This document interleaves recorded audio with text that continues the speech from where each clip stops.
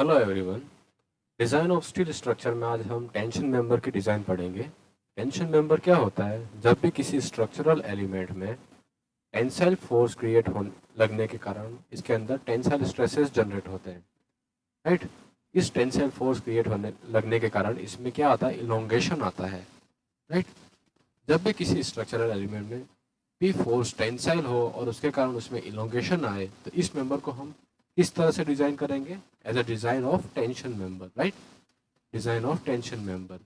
जब इस मेंबर को हम टेंशन मेंबर की तरह डिजाइन करेंगे तो हमें इसके लिए इस मटेरियल की क्या परमिसिबल स्ट्रेंथ पता होनी चाहिए, राइट। क्या पता होनी चाहिए? Permissible strength, right. उस स्ट्रेंथ को हम उसके इफेक्टिव एरिया से मल्टीप्लाई करेंगे। इसे इफेक्टिव एरिया से अगर मल्टीप्लाई करेंगे तो हमें क्या मिलेगा? उस मटेरियल की इस पी फोर्स में टेंसाइल स्ट्रेंथ कितनी है, राइट। इससे हमें मिलेगी इसकी टेंसाइल स्ट्रेंथ कितनी है।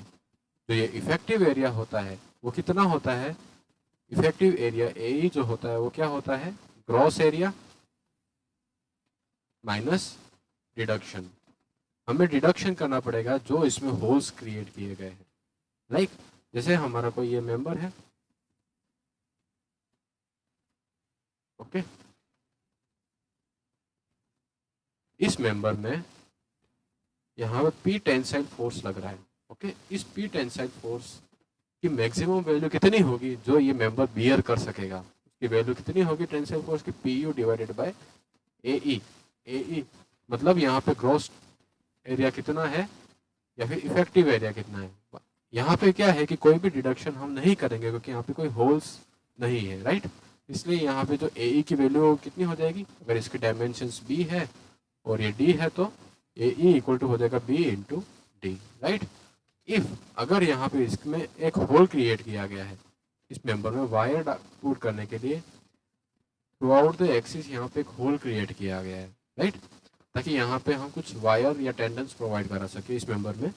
तो उसके इस होल को हम इस इफेक्टिव एरिया में से डिडक्ट करेंगे क्योंकि क्या है कि टेंशन फोर्स जो बियर करेगा ये बाकी बचा कुचा जो एरिया है वही टेंशन फोर्स को बियर करेगा। तो तब यहाँ पे इफेक्टिव एरिया कितना हो जाएगा? A equal to A G gross area minus area deducted. Area deducted कितना मानेंगे? माना कि ये जो होल क्रिएट किया सिलेंड्रिकल होल उसका डाया जो है वो कितना है?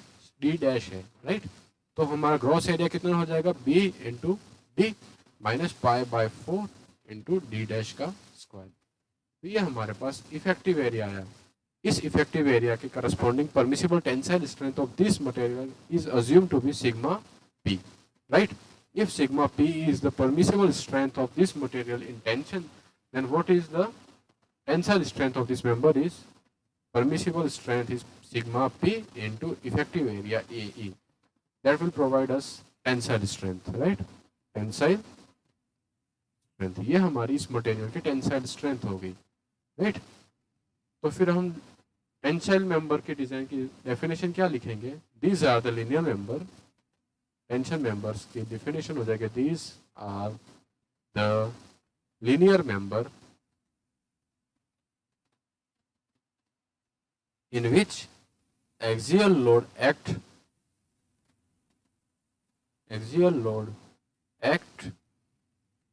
causing what? Elongation, right? Causing elongation. Such member sustain load up to ultimate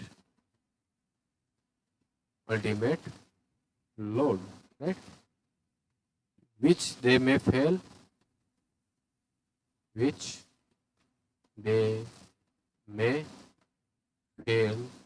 in rupture, right, at what? critical section मतलब टेंशन मेंबर क्या होते हैं? वो मेंबर जिसमें हमारी एक्सियल लोडिंग हो, इसमें टेंशन में, जिसके कारण इसमें क्या? इलोंगेशन क्रिएट हो। इलोंगेशन के बाद जब टेंशन फोर्स की वैल्यू हम फर्दर इंक्रीज करते जाते हैं ये मेंबर हमारा किसमें रप्चर में फेल कर जाएगा, राइट। ये हमने स्ट्रेस स्ट्रेन डायग्राम में आपने पढ़ा होगा। मतलब क्या होता है, जब भी किसी मेंबर में टेंसाइल फोर्स लगता है तो उसका स्ट्रेस स्ट्रेन डायग्राम कैसा बनता है, राइट। इस पॉइंट पे आके वो क्या होता है, कॉनिंग या नेकिंग में फेल कर जाता है, राइट, इतना इलोंगेशन प्रोवाइड कराने के बाद। ओके, तो इस तरह से हम कह सकते हैं कि tension member is in which the axial loads are acting, which causes what, elongation, right. Such member sustain load up to what, ultimate load. वो मेंबर कितनी लोडिंग को बियर कर सकते हैं, अल्टीमेट लोड की वैल्यू को बियर कर सकते हैं। और ये अल्टीमेट लोड किस सेक्शन पे हम फाइंड आउट करेंगे, उसके क्रिटिकल सेक्शन पे। क्रिटिकल सेक्शन कौन सा होता है, क्रिटिकल सेक्शन हमारा minimum cross section area of this member element क्या होता है, minimum cross section area of member element, right. इसका मतलब है जैसे हमारा अगर एलिमेंट कुछ इस तरह से है, राइट, हमारा एलिमेंट कुछ इस तरह से है, इस तरह से हमारा मेंबर है, राइट। यहाँ पे हमारा पी फोर्स लग रहा है, राइट। हमारा यहाँ पे अगर हम सेक्शन 1 कट करते हैं तो यहाँ पे एरिया हमारा A1 है, राइट। यहाँ पे अगर सेक्शन कट करते हैं तो हमारा एरिया क्या इतना है, A2 है, राइट। और यहाँ पे जो एरिया होगा वो A1 से A2 के बीच में वेरी करेगा। तो हमारा क्रिटिकल सेक्शन कहाँ कौन सा होगा, मिनिमम क्रॉस सेक्शन एरिया, जहाँ पे हमें क्रॉस सेक्शन एरिया कितना मिलेगा, मिनिमम मिलेगा। अगर यहाँ का डाया D1 है, यहाँ का डाया D2 है, तो A2 एरिया कितना आ जाएगा, π/4 इंटू D2 का स्क्वायर। ये हमारा मिनिमम क्रॉस सेक्शन एरिया होगा। इस क्रॉस सेक्शन एरिया की करस्पॉन्डिंग जो स्ट्रेंथ आएगी वो हमारी अल्टीमेट स्ट्रेंथ होगी इस मेंबर एलिमेंट की, जो पीयू लोड के बराबर रहेगा, राइट। इस मेंबर की जो टेंसाइल स्ट्रेंथ है, मटेरियल की टेंसाइल स्ट्रेंथ है, वो कितनी है, सिग्मा परमिसिबल है, राइट। ये तो टेंसाइल स्ट्रेंथ है, राइट। तो हमारा पीयू जो लोड है, ये पी जो लोड है, should be less than what, sigma P into π/4 into D2 square, right. यहाँ पे D2 स्क्वायर हमारा क्रॉस सेक्शन एलिमेंट कौन सा रहेगा, क्रिटिकल। क्रिटिकल कौन सा होता है, minimum cross section element, okay. ये हमारी मैक्सिमम अल्टीमेट स्ट्रेंथ रहेगी। अगर जब P U is equal to what हो जाएगा, sigma P into π/4 into D2 square. जब पी यू लोड इसके बराबर अगर हम लगा देते हैं तो ये हमारे इस एलिमेंट की अल्टीमेट स्ट्रेंथ होगी, जो कि क्या कहलाएगी, अल्टीमेट टेंसाइल स्ट्रेंथ, ओके। तो हम ये जनरली टेंसाइल स्ट्रेंथ कैसे फाइंड आउट करते हैं किसी भी एलिमेंट की, ये हमने समझ लिया, राइट। तो किसी भी एलिमेंट की factor design tension strength, factor का मतलब क्या होता है, फैक्टर डिजाइन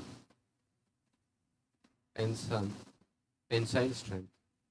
फैक्टर का मतलब क्या होता है कि हम फैक्टर ऑफ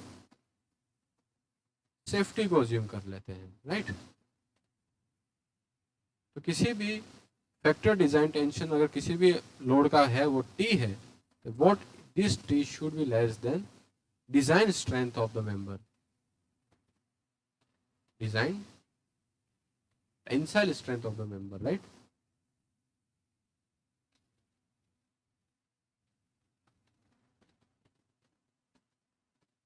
ओके, फिर IS कोड में हमें अलग अलग टेंसाइल स्ट्रेंथ दे रखी है। तो सबसे पहले है design tensile strength as per IS code, okay.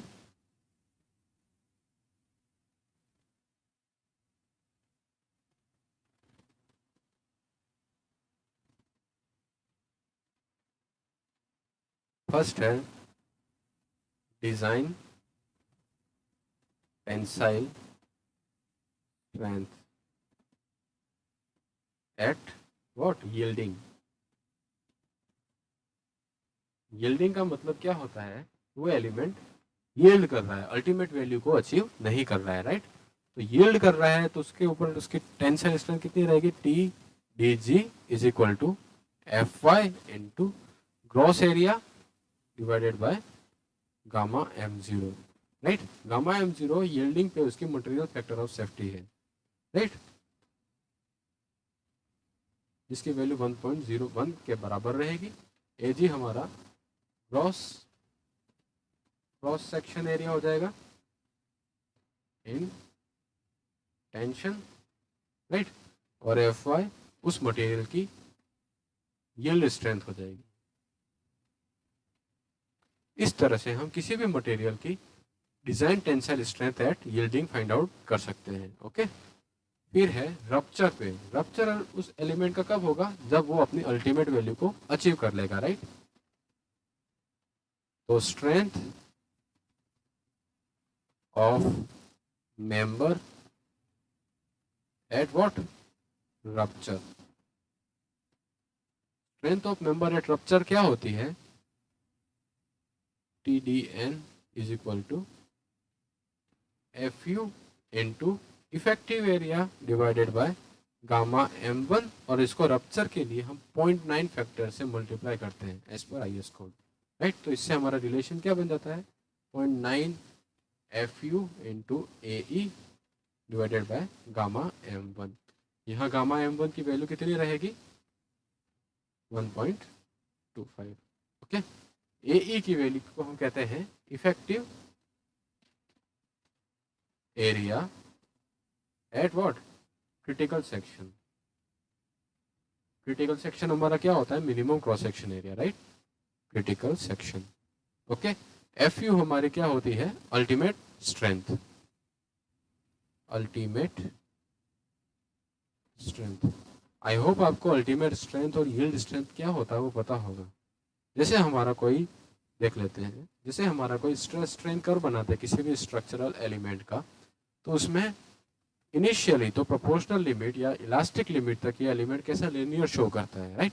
Then sudden इसमें एक यील्ड पॉइंट आता है, इस यील्ड पॉइंट के बाद इसमें कंटिन्यूअस इलोंगेशन होते रहते हैं with small change in stresses और small increase in stress. Then after इसमें क्या आता है, स्ट्रेन हार्डनिंग होती है, मतलब इसके मॉलिक्यूलर स्ट्रक्चर और क्रिस्टलाइन स्ट्रक्चर का क्या होता है, रीअरेंजमेंट होता है। उसके कारण उसमें क्या होती है कि और स्ट्रेंथ क्या होती है, अचीव करता है। इस स्ट्रेंथ को अचीव करने के बाद ये फिर लोड इंक्रीज करने के कारण इसमें स्ट्रेसेस जनरेट होंगे और कंटिन्यूअस इलोंगेशन होगा, राइट। देन आफ्टर ये अल्टीमेट वैल्यू को अचीव करने के बाद क्या होगा, नेकिंग में फ्रैक्चर कर जाएगा, राइट। तो मतलब अगर रप्चर कराना मतलब फ्रैक्चर कराना इस एलिमेंट को, मतलब हम यहाँ तक की लोडिंग को कंसिडर कर रहे हैं, राइट। यील्डिंग का मतलब क्या होता है कि इसमें प्लास्टिक डिफॉर्मेशन आ जाते हैं, राइट।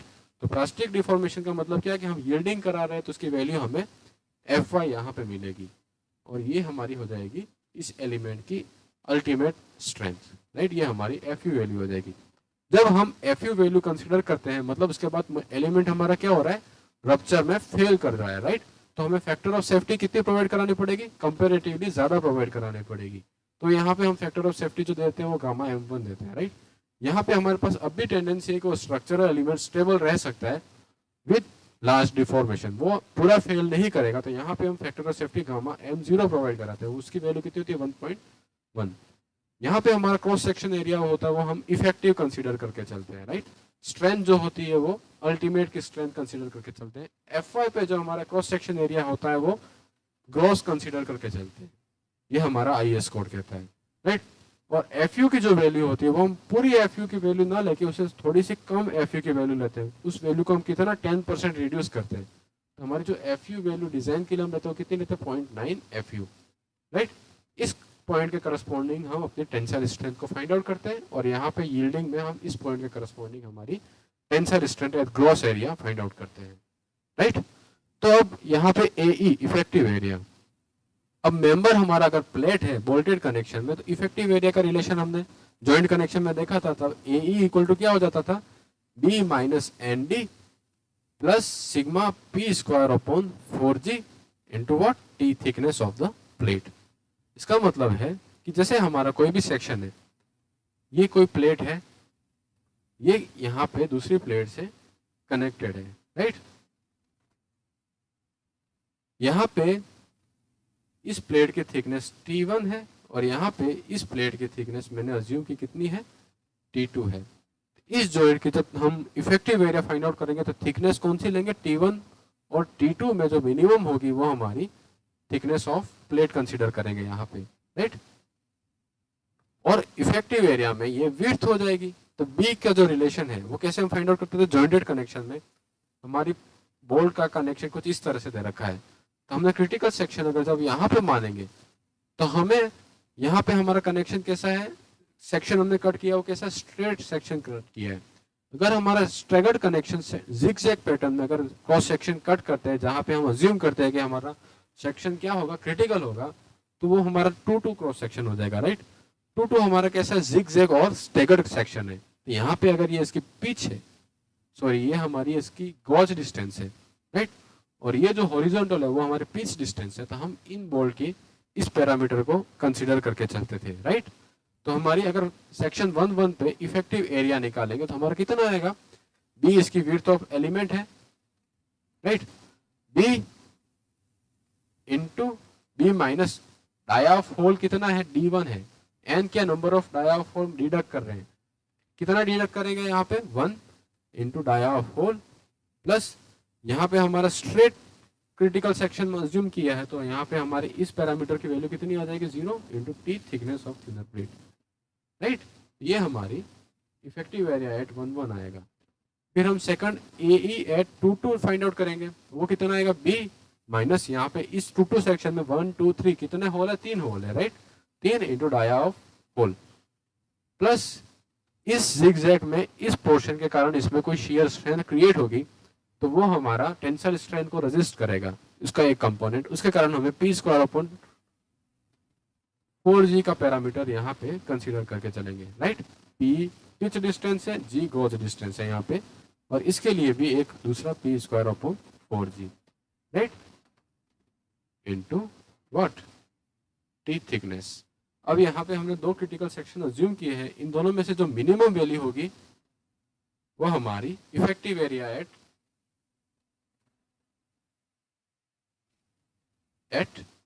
क्रिटिकल सेक्शन हो जाएगा, ओके। फिर हमारा है सेकंड, जब हमारा मेंबर कैसा, ये तो प्लेट था, अगर हमारा बोल्टेड टाइप का कनेक्शन है, जैसे हमारा ये बोल्ट है,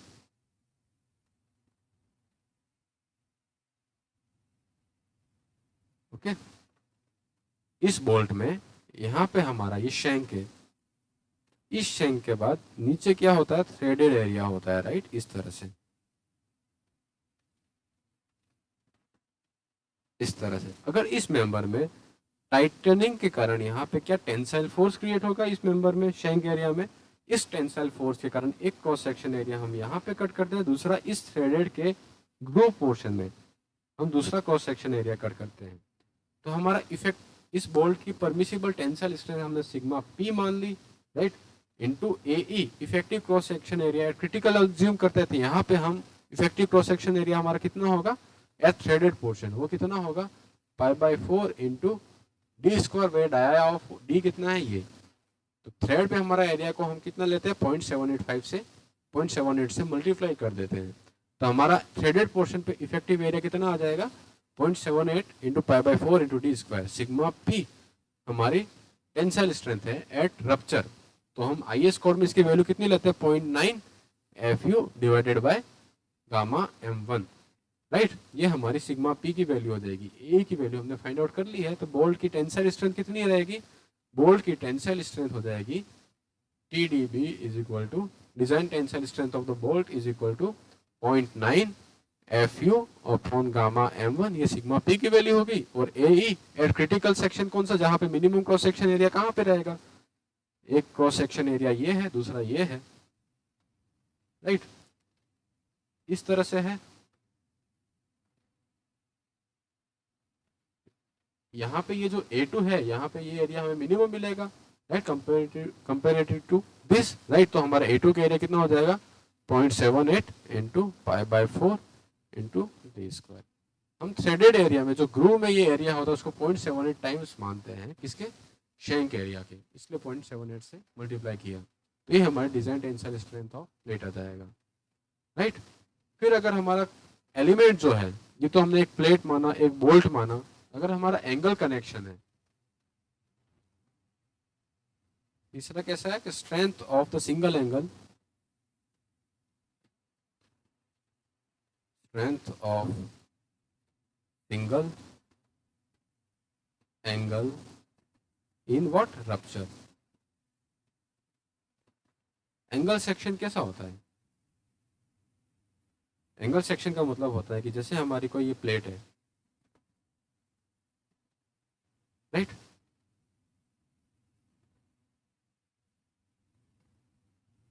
ये हमारी कोई प्लेट है, इस प्लेट से हमारा एंगल सेक्शन कुछ इस तरह से कनेक्टेड है, देख लो, ये हमारा एंगल सेक्शन कुछ इस तरह से कनेक्टेड है, ओके।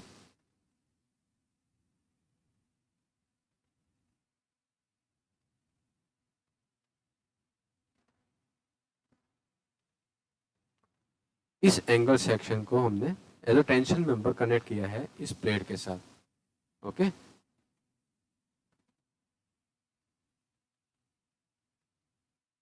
इस तरह से ये इस प्लेट के साथ कनेक्टेड है। यहाँ पे हमने बोल्टिंग की है, ओके। यहाँ पे ये एक पर्टिकुलर पीस डिस्टेंस पे इस तरह से हमने बोल्टिंग की है। इस मेंबर में इस पी फोर्स पे, यहाँ पे एक पी फोर्स लग रहा है टेंशन में, दूसरा पी फोर्स यहाँ पे लग रहा है। जब मेंबर में कनेक्टेड लेग में हम इस मेंबर में इसके सेंट्रोइडल एक्सेस के अलोंग पी फोर्स लगाएंगे, तो राइट, तो जब ये मेंबर टीयरिंग में फेल होगा तो क्या होगा कि कनेक्टेड लेग में तो जो स्ट्रेस ट्रांसफॉर्मेशन होगा वो कैसा होगा, यूनिफॉर्म होगा। मतलब ये हमारी कहलाती है कनेक्टेड लेग ऑफ एंगल, और ये हमारी कहलाती है outstanding leg, right, outstanding leg. जो कनेक्टेड लेग में इस बोल्टेड कनेक्शन के कारण जो स्ट्रेस ट्रांसफॉर्मेशन होगा वो ज्यादा इफेक्टिव रहेगा as compare to this outstanding leg. मतलब स्ट्रेस ट्रांसफॉर्मेशन में ये जो लेग है जो कनेक्टेड है इस गजेट प्लेट या किसी प्लेट के साथ, ये ज्यादा इफेक्टिव बिहेव करेगी एज कंपेयर टू दिस, क्योंकि यहाँ पे जो स्ट्रेस का ट्रांसफॉर्मेशन होगा वो कैसा होगा, यूनिफॉर्म रहेगा, और यहाँ पे नॉन यूनिफॉर्म रहेगा।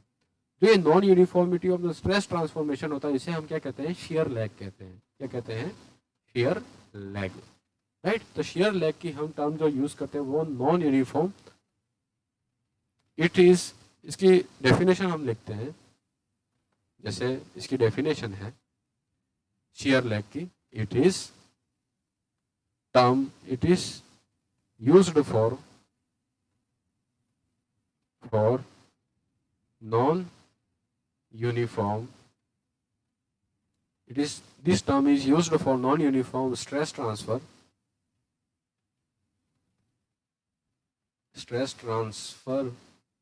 near the connection। मतलब जब हमारी कोई प्लेट है, इस प्लेट के साथ जब ये प्लेट कनेक्टेड है, राइट, तो इस प्लेट पे पी फोर्स लग रहा है, ये पी फोर्स जो है ये इस बोल्टेड कनेक्शन के कारण जो कनेक्टेड प्लेट है इसमें क्या होगा, ट्रांसफर होगा, राइट। जैसे इस प्लेट के कारण यहाँ पे इस बोल्ट ने थोड़ा लोड यहाँ ट्रांसफर किया, थोड़ा यहाँ ट्रांसफर किया, ऐसे करके जितना भी ये पी लोड है ये बोल्टेड कनेक्शन के थ्रू इस प्लेट के साथ इस प्लेट में ट्रांसफर कर दिया जाएगा। तो ये जो कनेक्शन जोन है, यहाँ पे जो स्ट्रेस ट्रांसफॉर्मेशन का जो रीजन बनता है वो कैसा बनता है, नॉन यूनिफॉर्म बनता है, राइट। ये कैसा बनता है, नॉन यूनिफॉर्म बनता है। देन फर्दर धीरे धीरे धीरे धीरे धीरे धीरे जो स्ट्रेस ट्रांसफॉर्मेशन होगा वो कैसा हो जाएगा, यूनिफॉर्म हो जाएगा। तो कनेक्शन की नियर द कनेक्शन जो स्ट्रेस ट्रांसफॉर्मेशन होता है वो कैसा होता है, नॉन यूनिफॉर्म होता है। ये किस कारण होता है, क्योंकि यहाँ पे शियर लैग्स क्रिएट होता है, okay, with this unconnected portion. यहाँ पे जो होता है कनेक्शन है इस एज रीजन में, राइट, एज कंपेयर टू इसके आउटस्टैंडिंग इस पोर्शन के। तो यहाँ पे जो स्ट्रेस का ट्रांसफॉर्मेशन होगा वो कैसा होगा, नॉन यूनिफॉर्म रहेगा, ठीक है ना। तो इसमें क्या शियर लैग क्रिएट होगा, इस शियर लैग के इफेक्ट को रिड्यूस, इस ये जो शियर लैग का इफेक्ट होता है ये हमारी टेंसाइल स्ट्रेंथ है जो इन सेक्शंस पे नियर द कनेक्शन क्या करता है, रिड्यूस कर लेता है, ओके। इससे इसकी जो टेंसाइल स्ट्रेंथ है वो क्या आएगी, कम आएगी। तो हमारी जो डिजाइन टेंसाइल स्ट्रेंथ इन, तो हमारे जो design tensile strength of single angle है, design tensile strength of single angle TDN, उसकी वैल्यू कितनी हो जाएगी, TDN equal to what 0.9 FU into ANC divided by gamma M1 plus beta into AGO into FY divided by what gamma M0। ये relation हमें IS code में दे रखा है। यहाँ पे हमारे जो ANC है ये क्या होता है, area of connected leg, right, और AGO जो है वो एरिया कौन सा, ग्रॉस, और यहाँ पे effective gross area of what outstanding lag, right, ठीक है। और गामा M1 की जो वैल्यू होती है 1.25 होती है, गामा M0 की जो वैल्यू होती है वो 1.1 होती है। और यहाँ पे जो बीटा होता है ये हमारा क्या कहलाता है, reduction factor due to shear lag, right.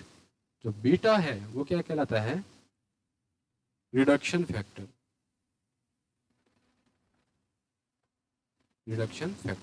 इसकी जो वैल्यू होती है उसके लिए कोड में एक रिलेशन दे रखा है, beta is equal to 1.4 minus 0.076 into what W upon T into FY upon FU into BS upon LC। Okay, ये रिलेशन होता है। इसमें जैसे हमारा ये क्या है, एंगल है,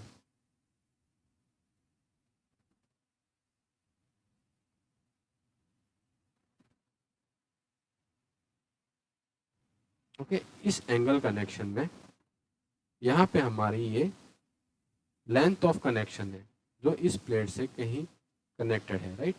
तो ये जो लेंथ ऑफ वोल्टेज कनेक्शन है ये हमारा क्या कहलाएगा, LC।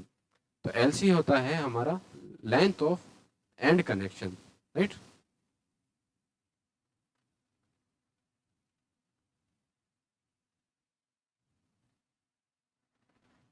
ओके, यहाँ पे W क्या है, W is what width of, नीचे लिखते हैं, W क्या है, विड्थ ऑफ आउटस्टैंडिंग लेग, वो क्या हो जाएगी, ये हमारी क्या हो जाएगी, W। T thickness of the member, okay, T हमारी क्या हो जाएगी, thickness of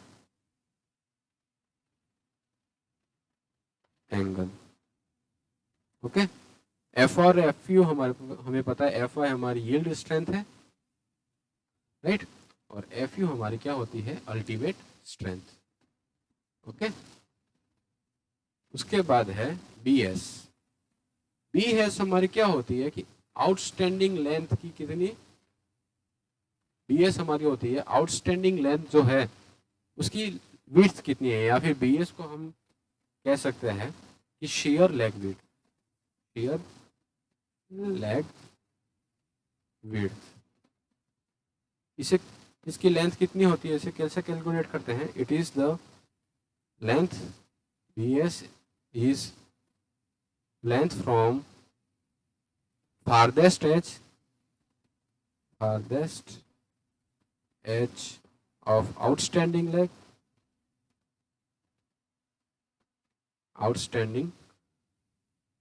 leg to the nearest bolt, to the nearest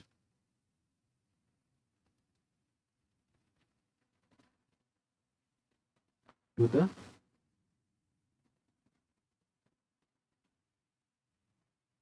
एक मिनट,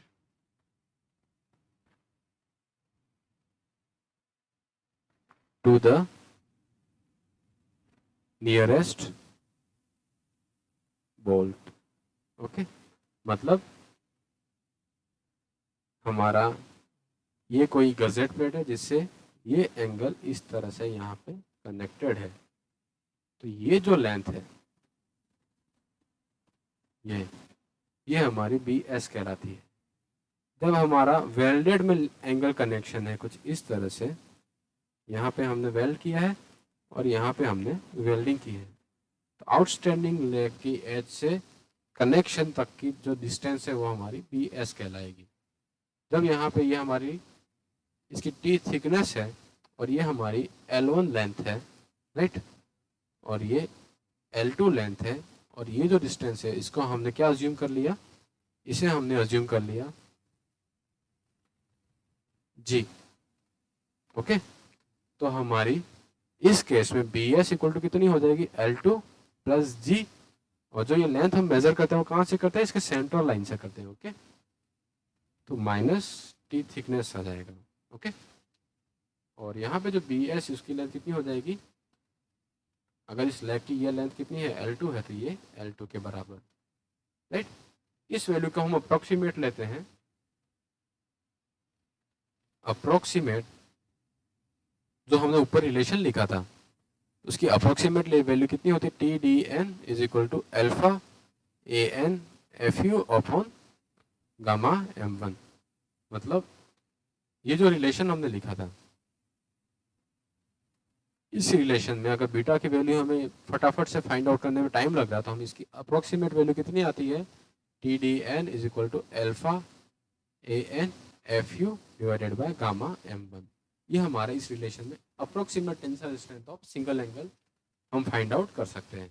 यहाँ पे जो ये अल्फा की वैल्यू होती है, यहाँ पे जो ये अल्फा की वैल्यू होती है वो बोल्टेड कनेक्शन में 4, 1 और 2 बोल्ट जब होते हैं कनेक्शन में तब अल्फा की वैल्यू 0.6 लेते हैं। ओके, अल्फा की वैल्यू 0.7 लेंगे जब हमारे 3 बोल्ट है। ओके, अल्फा की वैल्यू 0.8 लेंगे जब हमारे 4 बोल्ट है। आप इसे समझ सकते हैं, जब हम नंबर ऑफ बोल्ट बढ़ाते हैं तो हमारी स्ट्रेंथ क्या हो रही है, बढ़ रही है। अल्फा की वैल्यू बढ़ेगी तो हमारी जो इफेक्ट टोटल स्ट्रेंथ है उसकी वैल्यू भी क्या होगी, बढ़ेगी। मतलब जब हमारा लेंथ ऑफ कनेक्शन है, बोल्ट ज्यादा रहेंगे तो लेंथ ऑफ कनेक्शन भी बढ़ेगा। जब लेंथ ऑफ कनेक्शन ज्यादा रहेगा तो हमारा जो शेयर लैग इफेक्ट है, शेयर लैग इफेक्ट है वो लेंथ ऑफ कनेक्शन जब ज्यादा रहेगा और बड़ा रहेगा तो शेयर लैग इफेक्ट क्या होगा, रिड्यूस होगा, राइट। तो शेयर लैग इफेक्ट को रिड्यूस करने के लिए हमारे कनेक्शन की लेंथ को हम क्या करते हैं, इंक्रीज करते हैं, ताकि हमारा जो स्ट्रेस ट्रांसफॉर्मेशन है वो कैसा हो, कंपेरेटिवली ज्यादा यूनिफॉर्म हो जाए। ओके, कंपेरेटिवली ज्यादा यूनिफॉर्म हो जाए। मतलब अगर 4 बोल्ट से ज्यादा हो तो हमारी वैल्यू कितने 0.8 एफ, मतलब ओरिजिनल स्ट्रेंथ ऑफ प्लेट से 0.8 टाइम्स हो जाती है। मतलब शेयर लैग के कारण 20% स्ट्रेंथ क्या हो जाएगी, हमारी रिड्यूस करनी पड़ेगी इस एंगल कनेक्शन की। ओके, ये हम इससे समझ सकते हैं। फिर अगली हम टेंसाइल स्ट्रेंथ किससे निकालते हैं, ब्लॉक शेयर स्ट्रेंथ। ये हमने बोल्टेड कनेक्शन में पढ़ा ही था, राइट। डिजाइन स्ट्रेंथ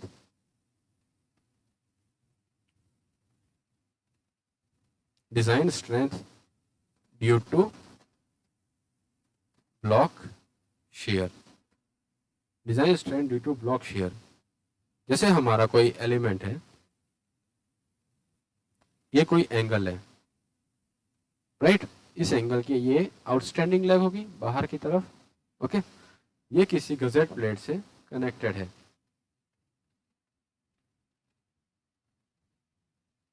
ओके, ये किसी इस गजेट प्लेट के साथ कनेक्टेड है और यहाँ पे पी फोर्स जो है वो ये बोल्टेड कनेक्शन ट्रांसफर कर रहा है।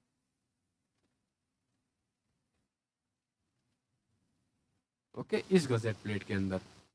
तो यहाँ पे ब्लॉक शेयर फेलियर कैसे होगा, ब्लॉक शेयर फेलियर हमारा कुछ यहाँ पे होगा, मतलब ये पूरा का पूरा ब्लॉक जो है वो फेल कर जाएगा। ब्लॉक शेयर फेलियर में हमारी 2 कंडीशन होती है, एक रप्चर की और दूसरा शेयर की, सॉरी यील्डिंग की, राइट। मतलब जब या तो हमारा टेंशन में रप्चर करेगा प्लस शेयर में यील्ड करेगा, या तो ब्लॉक शेयर इस तरह से होगा या फिर टेंशन में क्या करेगा, यील्डिंग होगी, और शेयर में क्या होगा, रप्चर होगा। इन दोनों केसेस में हमारी जो स्ट्रेंथ होती है वो किस में निकालेंगे, हम block shear strength find out करेंगे। जब ये एलिमेंट टेंशन में रप्चर होगा, मतलब ये जो क्रॉस सेक्शन है यहाँ पे, ये टेंशन में क्या हो जाएगा, रप्चर हो जाएगा, और ये जो क्रॉस सेक्शन है यहाँ पे और यहाँ पे, ये शेयर में यील्ड कर जाएगा, राइट। यील्डिंग मतलब इसमें सिर्फ लार्ज डिफॉर्मेशन आ जाएंगे, और यहाँ पे ये इस सेक्शन पे ब्रेकडाउन हो जाएगा। ये तो पहला केस हुआ। दूसरा केस है हमारा, जब ये क्या है कि टेंशन में तो यील्ड कर रहा है, मतलब यहाँ पे तो लार्ज इलोंगेशन आ रहे हैं, पर यहाँ पे ये स्ट्रक्चर स्लाइड डाउन या फिर मोबाइल, या यहाँ पे ये बिल्कुल ही स्लाइड हो रहा है, फ्रीली स्लाइड हो रहा है, और यहाँ पे मतलब ये शेयर में कंप्लीटली ब्रेक डाउन हो रहा है। इन दोनों केसेस में जो भी मिनिमम वैल्यू रहेगी वो हमारी डिजाइन टेंसाइल स्ट्रेंथ या फिर सॉरी ब्लॉक शेयर स्ट्रेंथ कहलाएगी। तो टीडीबी जो होता है, TDB is equal to what, हम अज्यूम करते हैं टेंशन में क्या कर रहे हैं, रप्चर प्लस शेयर में क्या कर रहे हैं, यील्डिंग कर रहे हैं। तो टेंशन में रप्चर करेंगे तो क्या आएगा, 0.9 ATN tension in rupture into FU divided by gamma M1। Share में क्या हो जाएगा, यील्डिंग कर रहा है, तो FY इंटू AG, शेयर में √3 का कंपोनेंट आता है, into gamma M0, right.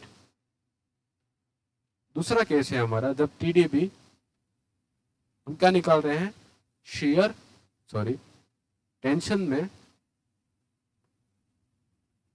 Yield करा रहे हैं, ओके, एंड शेयर में क्या हो रहा है, ये एलिमेंट रप्चर, मतलब पूरा ब्रेकडाउन हो रहा है। तो टेंशन में जब यील्डिंग होगी तो इसका रिलेशन क्या बनेगा, gross area into FY upon gamma M0। Share में जब यील्ड हो रहा है तो 0.9 FU, right, upon gamma M1 into area कैसे होगा, यहाँ पे effective area ABN divided by √3, right. तो ये हमारे इन दोनों में जो मिनिमम वैल्यू होगी वो हमारे क्या हो जाएगी, ब्लॉक शेयर स्ट्रेंथ, ओके। तो हम अलग अलग केसेस में अलग अलग तरह से टेंसाइल स्ट्रेंथ कैसे फाइंड आउट करते हैं ये हमने देख लिया है। अगली क्लास में हम टेंशन मेंबर की डिजाइन करेंगे, ओके। नेक्स्ट क्लास में हम डिजाइन ऑफ टेंशन मेंबर, मतलब डिजाइन प्रोसीजर क्या होता है, टेंशन मेंबर को हम एंगल का टेंशन मेंबर हो तो उसको किस तरह से डिजाइन करते हैं, इन केसेस की स्टडी करेंगे, okay. Thank you so much guys, जय हिंद।